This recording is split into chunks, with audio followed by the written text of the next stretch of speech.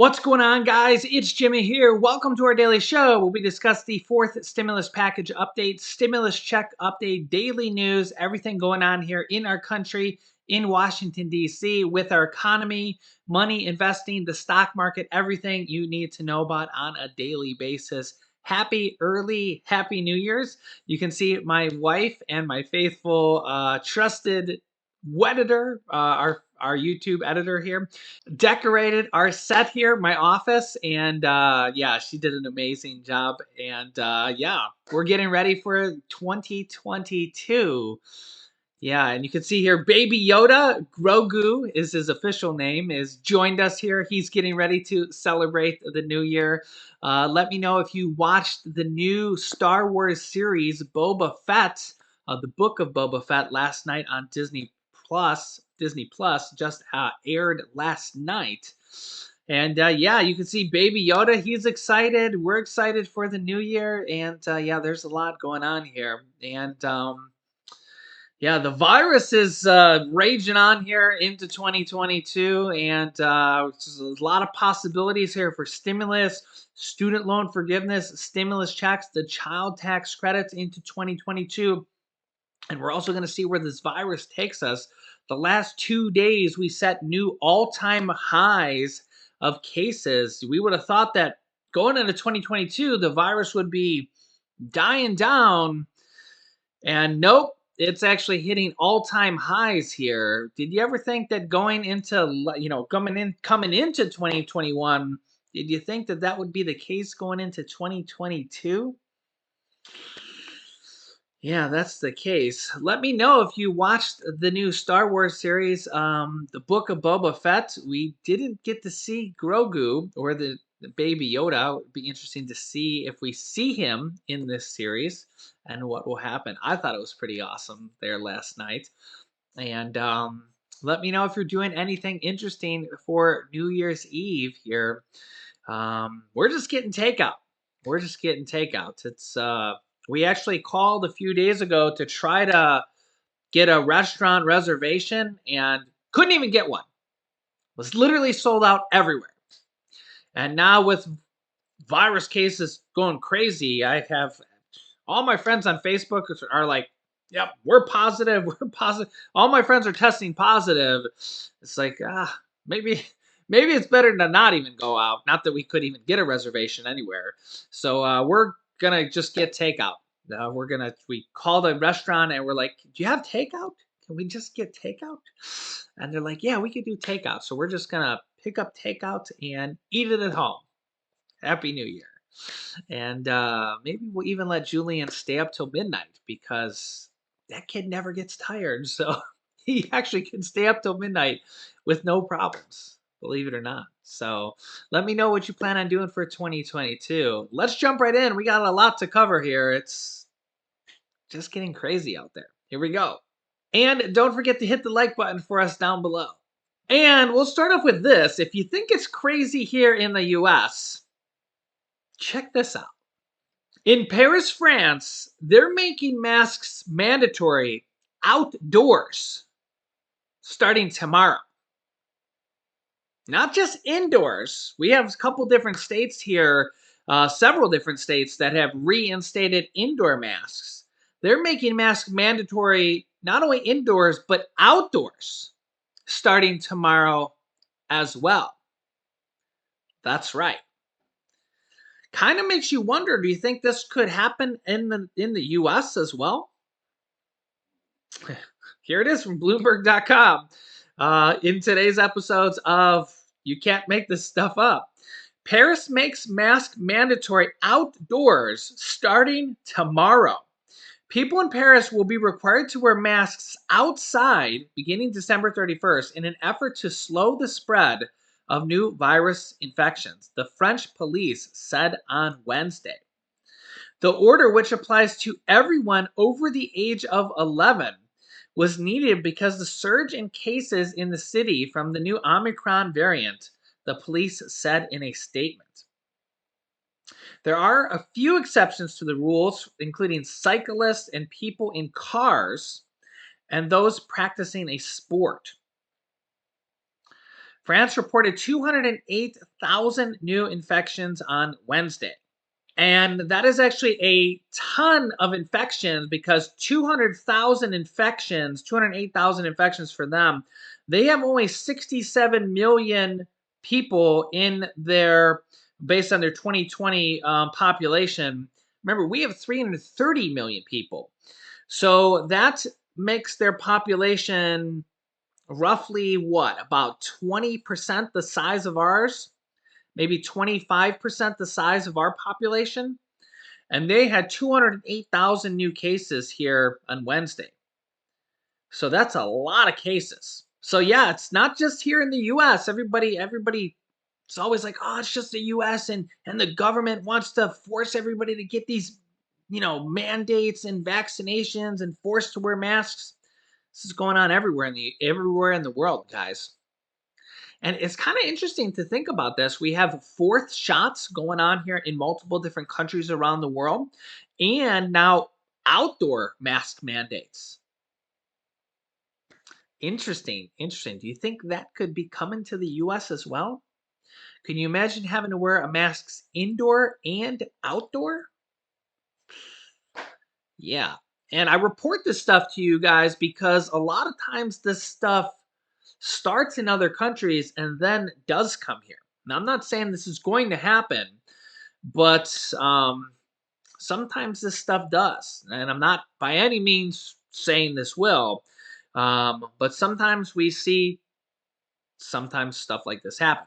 Just like the fourth shot, which is the second booster shot, is happening in a couple other countries or even being recommended by a couple other countries. There are some people in the US that actually can get a fourth shot right now. Immunocompromised people are able to get fourth shots. So, yeah, it's kind of crazy. Next up, let's go to Republican Senator Ted Cruz, who is a senator for Texas.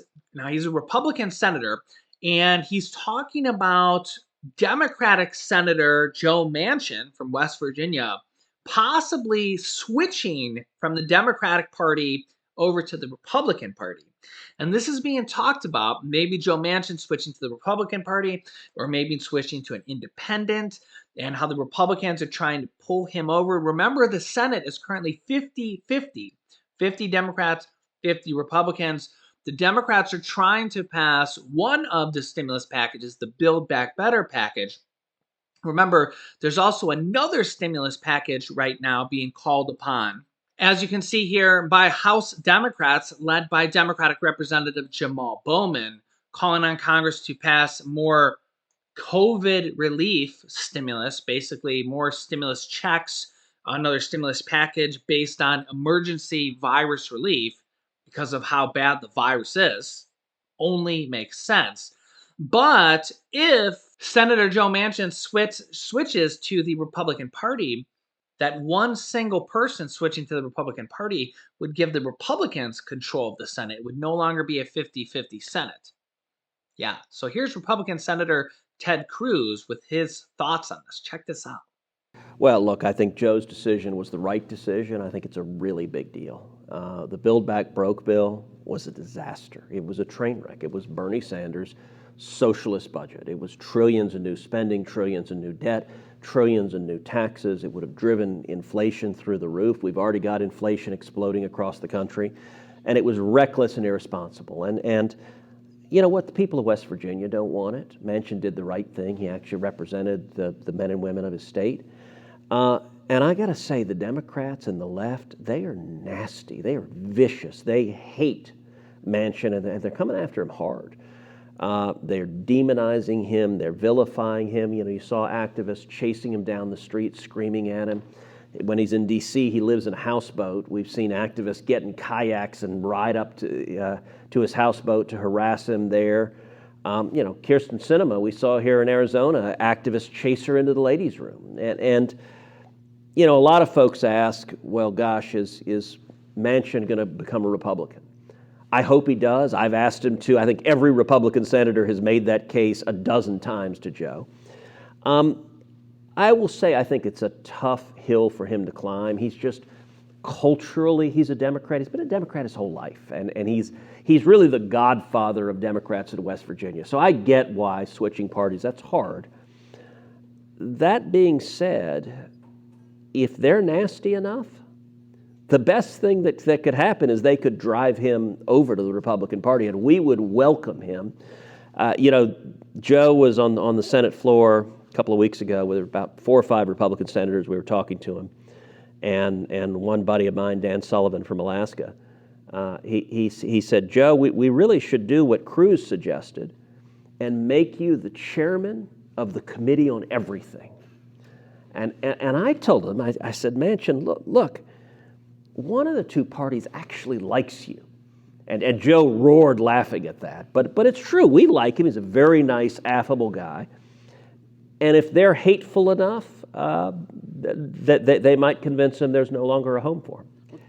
It was arrogant for Jen Psaki, the White House press secretary, to be insulting him from the White House podium. I think, the nastiness, Bernie Sanders has heaped mountains of nastiness on Manchin. I'm a big believer, you get more flies with honey than vinegar. Yeah, so Republican Senator Ted Cruz there, he's sharing his Republican point of view, but he does bring up a very good point in that the Democrats need to be a little careful, a little cautious in that they can't go too hard on Joe Manchin. They drive him away if they push him too hard. If they insult him too much, he very well could switch over to the Republican Party, who are welcoming him with open arms. They're actively courting him. Mitch McConnell's actively courting him. Republican senators are actively courting him. They're basically saying, come on over, Joe. Come on over.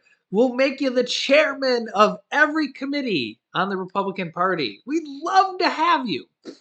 And it's more than just one guy. It would literally switch the Senate from Democrat to Republican and could switch the Senate for multiple years to come.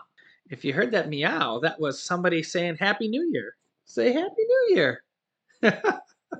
You always look so funny when I put you on camera. All right, we'll say Happy New Year really quick.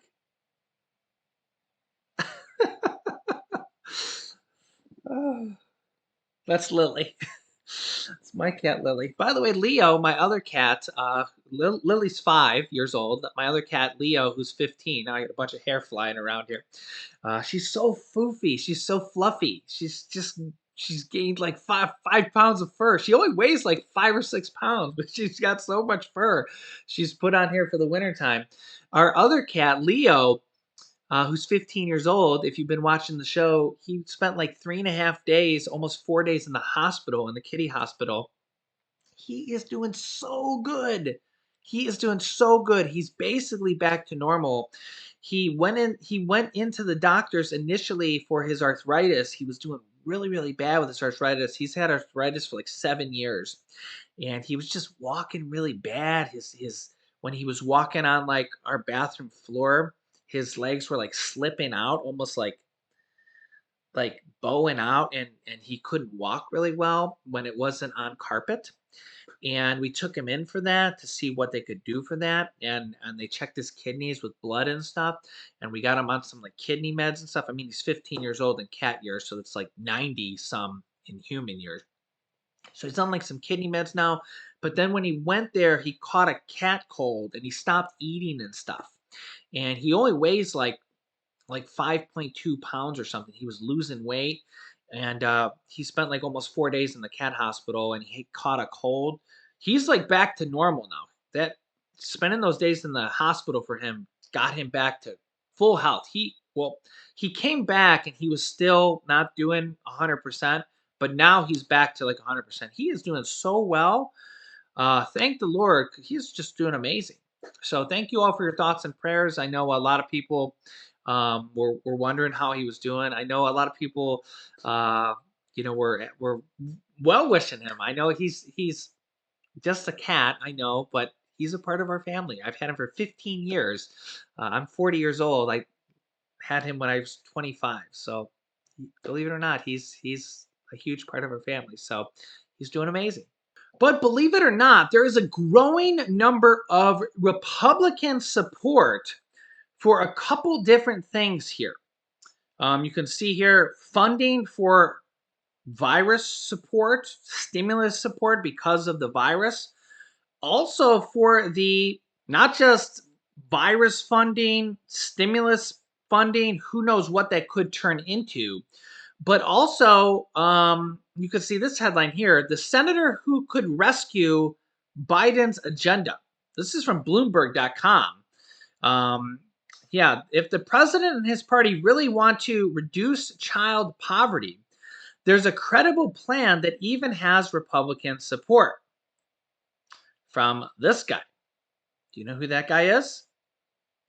That's Republican Senator Mitt Romney.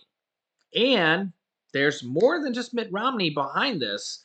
And this could be a path forward for 60 million people to get monthly checks called the child tax credits with Republican support.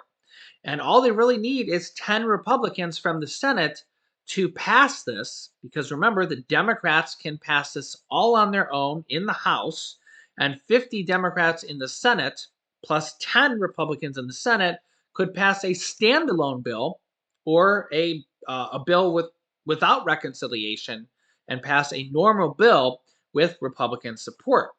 And yeah, you could see here that we actually are getting a growing number of Republicans who actually could support stimulus, child tax credits, virus funding, multiple different things here. Remember, stimulus check one, stimulus check two, stimulus package one, stimulus package two were passed and funded by Republicans and Democrats coming together in a bipartisan way.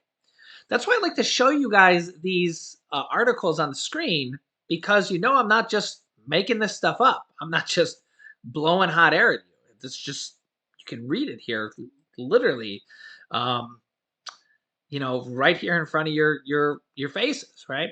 The Biden's future may lie in the hands of Republican Senator Mitt Romney. The Utah senator introduced a bill last February that would take a key component of President Biden's social policy, the child tax credit, which was a part of the American Rescue Plan, and would extend it by the moribund Build Back Better legislation and make it permanent. And what's interesting here, well, I guess what's interesting here is if I take Baby Yoda's hat off, I guess we have a new decoration in the back in the background there, right? I guess I'll set this hat right here. So there's a new decoration here on our set, but yeah. So there's potential Republican support here going forward here. Also, in another crazy story here today, I guess we're going to be going into 2022 with craziness. In another episode of You Can't Make This Stuff Up, because you really can't make this stuff up. Check this out. Apparently, this story came out yesterday. Here it is in black and white, so I'm not making this up. A coven of witches from Kentucky have cursed Senator Joe Manchin for voting down Biden's spending bill. He hasn't actually voted it down yet, but that's what the headline says. So these, and here's what it says. I'll zoom this in here a little bit. A coven of witches from Kentucky have reportedly cursed a U.S. Senator, Joe Manchin, for opposing President Biden's Build Back Better, the social spending bill. Last Tuesday, December 21st, the witches called for co-conspirators to join them at a tree called the Witches' Tree for a special ceremony to cast a spell on West Virginia Senator Joe Manchin. This comes after Manchin confirmed he would not support the president's bill that would provide up to $2.2 trillion for a variety of social benefits.